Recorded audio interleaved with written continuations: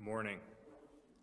Our 40 Days of Stewardship continues today, and I'd like to pick up on the foundation that Subdeacon Luke laid for us 2 weeks ago when he talked about the minimum and the maximum that we are called to give.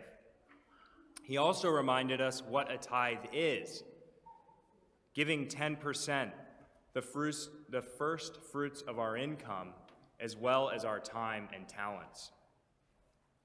This proportionate amount, 10%, is extremely important, but just as important is this first fruits concept. So what does this mean practically for each of us in our budgeting and our prioritization? What if you are just getting established?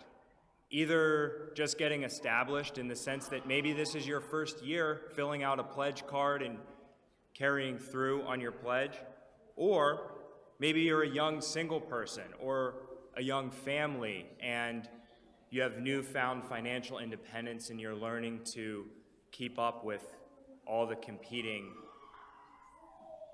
things for your money.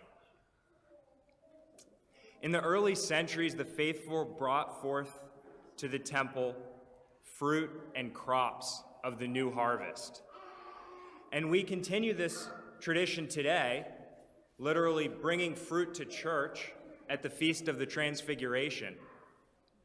At the prayer of the blessing of grapes, the priest says, "Bless, Lord, this new fruit of vine which reached ripeness, because thou kindly provided good weather, drops of rain, and stillness. Let eating this fruit of vine make us joyful, and give us the honor of offering this fruit to thee as the gift of purging sins altogether with the holy body of thy Christ." Now let me read you what the prayer does not say. "Bless, Lord, this old fruit, which has been sitting in the back of my refrigerator for weeks now. Thanks for the fruit. It was great. Now that I've already eaten my fill of the best and ripest fruit, here are the leftovers that I will have to throw away at the end of the day anyway. And Lord, please check my name off your tithe tracker now that I have gone through the motions and given something away." It sounds absurd to even say this out loud, and yet, as the old saying goes, actions speak louder than words.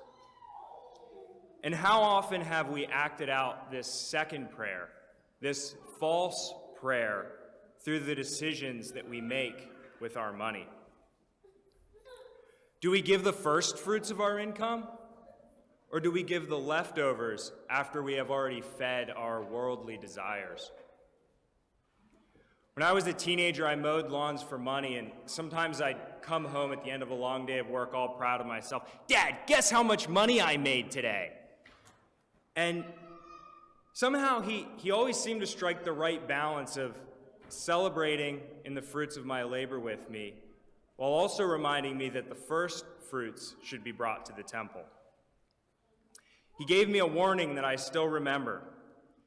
"Levi, it will never get any easier to tithe. If you don't start now, it will be even more difficult to start later." Well, believe it or not, my dad was right, and I want to share some of the lame excuses that I've made for not tithing in my life. I'm still young. I'm just starting out. Once I get a real job, once I get a raise, once I get to X, Y, or Z arbitrary income threshold, then I'll be able to tithe. Or, there are so many people who make way more money than I do, my tithe will hardly make a difference at all. Or, the church is in a good enough financial position already. It doesn't need my tithe. Now, there are two big problems with these excuses. First, I failed to understand that God does not need my money, but rather I need to give of myself for my own sanctification as part of working out my own salvation in fear and trembling. And second, these excuses were worse than praying that false second prayer I read you a moment ago, because I wasn't even saying, here are my leftovers and I will give them. I was saying, I'll wait to see if I have any leftovers and then I'll think about giving. So as you consider what your pledge will be this year, whether you have made a pledge before or not, the first step is to take an honest inventory. Ask yourself, how am I stewarding the treasure that has been entrusted to me? Are my financial decisions reflective of a first fruits mentality? Do I give back to God first and have faith that He will continue to provide for me? Or do I wait to see what I have left over and then think about giving something? When is the last time I sacrificed a comfort in my life in order to more faithfully tithe? Audit your finances. Look back over your receipts, your bank statements, your credit card statements, and ask yourself the following questions. How much have I spent on the following items over the last 3 months? Going out to eat and drink, entertainment, other luxuries that I could go without? How many large impulse purchases have I made? Actually go through this exercise, come up with some real numbers, and then ask yourself, what percentage of these items would I have to forego to increase my pledge to a full tithe? Am I willing to do that this year? If I'm not willing, how can I take a meaningful step towards a tithe this year? In asking these questions, be honest with yourself, even if you are afraid of what the answers might be. Be bold, just as we are called to be bold in holy confession. St. John Chrysostom reminds us that we should not be ashamed when we repent.